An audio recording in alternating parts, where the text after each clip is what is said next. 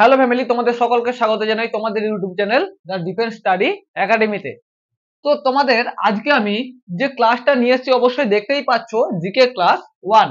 এবং আজকে যে আমরা মেন টপিক বা মেন যে বিশিষ্ট পড়বো বা বৈচিত্র্য পড়বো সেটা হচ্ছে নৃত্য, ক্লাসিক্যাল ড্যান্স এবং ফক ড্যান্স। ঠিক আছে, যেটাকে আমরা বলবো লোকনৃত্য ও শাস্ত্রীয় নৃত্য। তো তোমাদের জন্য এটা কিন্তু খুব খুব ইম্পর্টেন্ট, খুব খুব ইম্পর্টেন্ট। এই কারণে বললাম, কারণ এই যে লোকনৃত্য বা শাস্ত্রীয় নৃত্য, এই লোকনৃত্য বা শাস্ত্রীয় নৃত্য থেকে কিন্তু বিভিন্ন কম্পারেটিভ এক্সামের জন্য অবশ্যই কোশ্চেন পড়ে। আমি বলছি, দেখো তোমাদের প্রথমে আগে আমি ধারণা দিই যে লোকনৃত্য, হোয়াট ইজ দিস লোকনৃত্য, তাই তো, বা what is this folk dance. আমরা লোকনৃত্যটাকে বলবো ফোক ড্যান্স এবং শাস্ত্রীয় নৃত্যটাকে বলবো ক্লাসিক্যাল ড্যান্স। তো ফোক ড্যান্স কাদেরকে বলবো?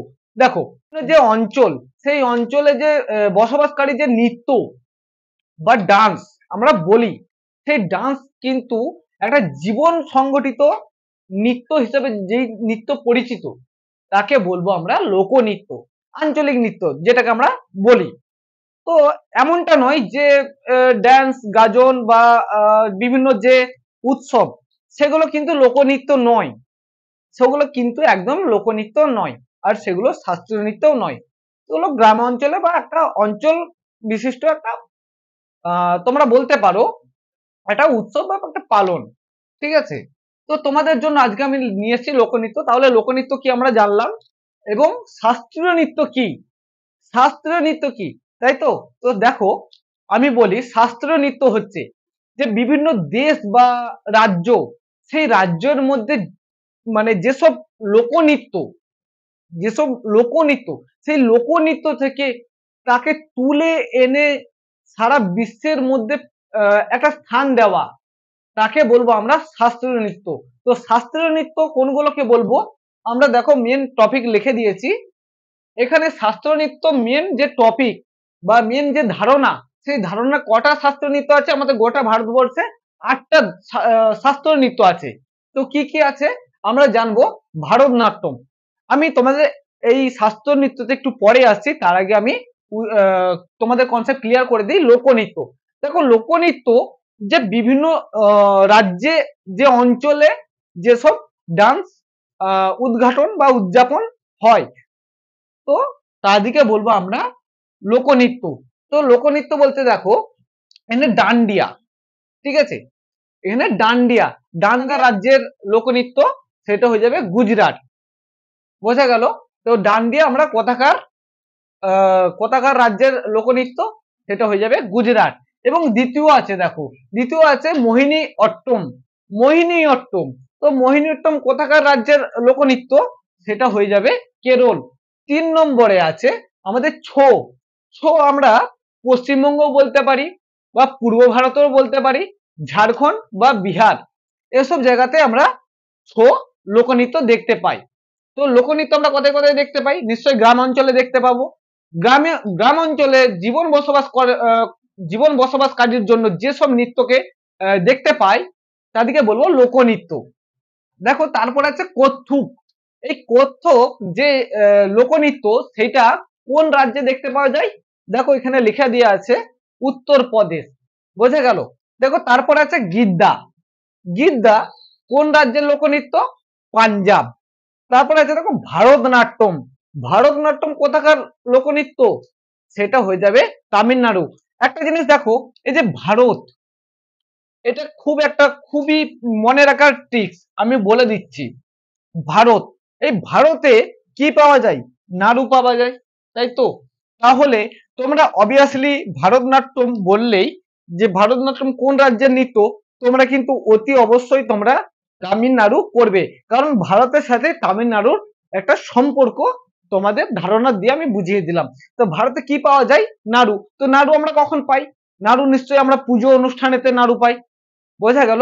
তাহলে ভারতের সাথে তামিলনাড়ুর সংযোগ আছে। তাহলে অবভিয়াসলি তোমরা বলতে পারবে ভারতনাট্যম কোন রাজ্যের লোকনৃত্য? তামিলনাড়ু। আশা করি ক্লিয়ার। তারপরে দেখো ওডিসি, ওডিসি যে লোকনৃত্য, সেই ওডিসি লোকনৃত্য উড়িষ্যার লোকনৃত্য। তারপরে দেখো কথাকলি, তো কথাকলি কোন রাজ্যের লোকনৃত্য, সেটাও হয়ে যাবে কেরল। তারপরে দেখো কুচিপুড়ি, কুচিপুড়ি কোন রাজ্যের লোকনৃত্য, কুচিপুড়িটা অন্ধ্রপ্রদেশের লোকনৃত্য। তারপরে দেখো মণিপুরি, এটা নিশ্চয়ই পারবে তোমরা, মণিপুরি মণিপুর রাজ্যের লোকনৃত্য।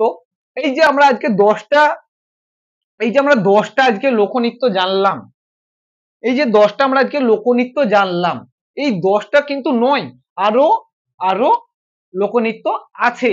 তো আমরা নেক্সট পার্ট 2 এতে বা ক্লাস 2 এতে আমরা আলোচনা করব।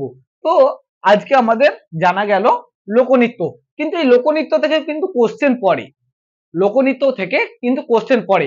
দেখো বলে দিল যে কত্থক, এই কত্থক কোন রাজ্যের লোকনৃত্য, বা এটাও করতে পারে কত্থক কোন রাজ্যের শাস্ত্রীয় নৃত্য, লোকনৃত্য বা শাস্ত্রীয় নৃত্য, কিন্তু এটা পড়বে উত্তরপ্রদেশ।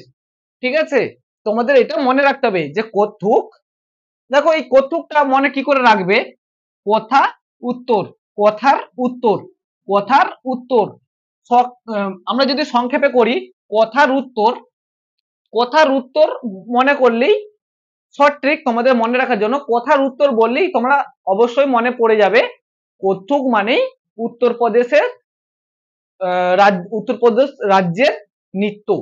বোঝা গেল, সেটা লোকনৃত্য হবে, শাস্ত্রীয় নৃত্য হবে।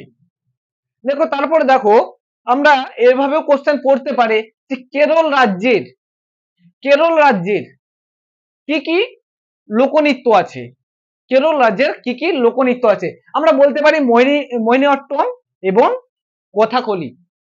তো কেরল রাজ্যে কি কি লোকনৃত্য পাওয়া যায়, কথাকলি আর মোহিনীঅট্টম। তাহলে আশা করি আজকে লোকনৃত্যটা বোঝা গেল। এরপর দেখো আমরা শাস্ত্রীয় নৃত্যে আসি। তো শাস্ত্রীয় নৃত্য জিনিসটা আমরা প্রথমেই জানলাম। তো দেখো আটটা যে আমাদের শাস্ত্রীয় নৃত্য, সেই শাস্ত্রীয় নৃত্য কোথা থেকে এসছে, সেই যে রাজ্যগুলো, সেই রাজ্যগুলো থেকেই তো উঠে এসছে। আমি একটা বেসিক কনসেপ্ট উদাহরণ দিয়ে বোঝাই তোমাদেরকে। একটা গ্রাম থেকে একটা ছেলে, একটা গ্রাম ছেলে একটা গ্রাম থেকে একটা ছেলে ফুটবল খেলে। সে ফুটবল খেলতে খেলতে প্রথমে সাধারণ গ্রামে খেলে, সেই সাধারণ গ্রাম থেকে তারপরে ন্যাশনালে যায়। তো ন্যাশনালে যখন সিলেকশন হয়ে যায়, তারপরে সে ইন্টারন্যাশনাল যায়। তখন আমরা কি বলি যে উমুক গ্রাম থেকে উমুক ছেলে ইন্টারন্যাশনাল খেলাতে অংশগ্রহণ করেছে, তাই তো।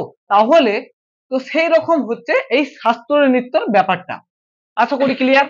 এই ভারতনাট্যম, এই ভারতনাট্যম কোথা থেকে আসছে, আমরা প্রথমেই বললাম দেখো ভারতে নাড়ু পাওয়া যায়, তাই তো। তাহলে এই ভারতনাট্যমটা তামিলনাড়ু রাজ্যের যে আঞ্চলিক যে নৃত্য, সেই নৃত্য থেকে কিন্তু উঠে এসছে শাস্ত্রীয় নৃত্যতে। তাহলে আমরা ভারতনাট্যম তামিলনাড়ুতে বলবো। তারপরে দেখো কত্থক, কত্থকটাও সেম, কত্থক উত্তরপ্রদেশ রাজ্য থেকে উঠে এসছে। কথাকলি, কথাকলি উঠে এসছে কেরালা রাজ্য থেকে। মণিপুরি উঠে এসছে মণিপুর থেকে। মোহিনীঅট্টম উঠে এসছে কেরালা থেকে। সেই শাস্ত্রীয় নৃত্য উঠে এসছে আমাদের আসাম থেকে। এরকম কোশ্চেন অবশ্যই পড়তে পারে যে শাস্ত্রীয় কোন রাজ্যের শাস্ত্রীয় নৃত্য, বোঝা গেল। তো তখন হয়ে যাবে আমাদের আসাম।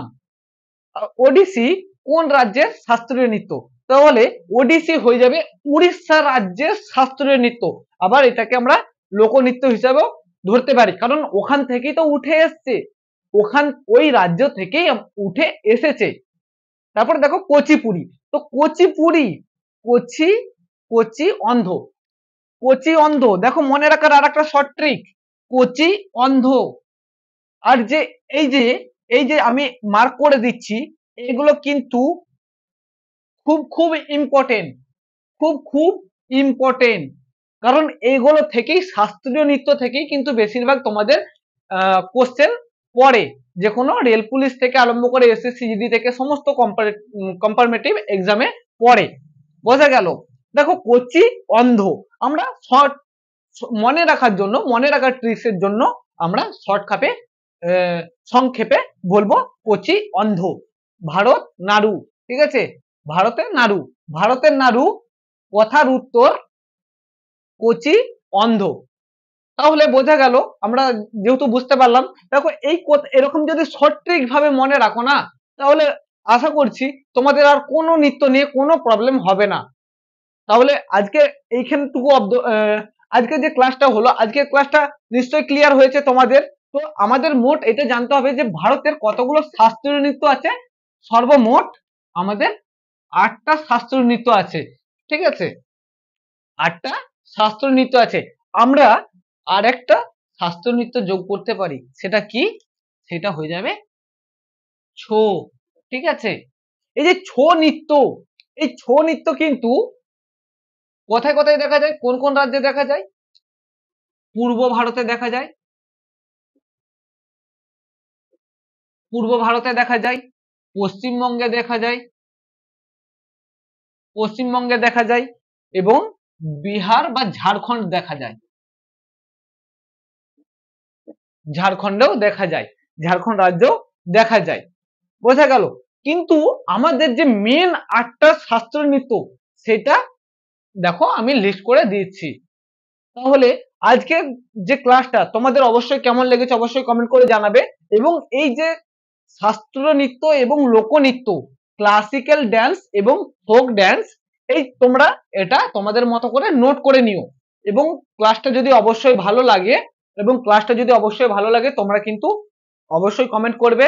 আর কোনখানে বা কোথায় তোমরা বুঝতে পারছো না, তোমরা তোমাদের মতো কমেন্ট করবে। আমি নেক্সট যে ক্লাস 2 সেখানেতে তোমাদের কোশ্চেনের উত্তর আমি তুলে ধরার চেষ্টা করব এবং তোমাদের প্রবলেম সলভ করব। আর যদি ভিডিওটা অবশ্যই ভালো লাগে তাহলে অবশ্যই লাইক করে দিও এবং সাবস্ক্রাইব করে দিও, এবং তোমাদের যে বন্ধু বান্ধব যারা কম্পারেটিভ এক্সামের জন্য প্রিপারেশন নিচ্ছে তাদেরকে সাহায্য করো। এবং কিভাবে সাহায্য করবে? ভিডিওটা শেয়ার করে সাহায্য করবে। চলো আজকের মতো এখানে। জয় হিন্দ, জয় ভারত।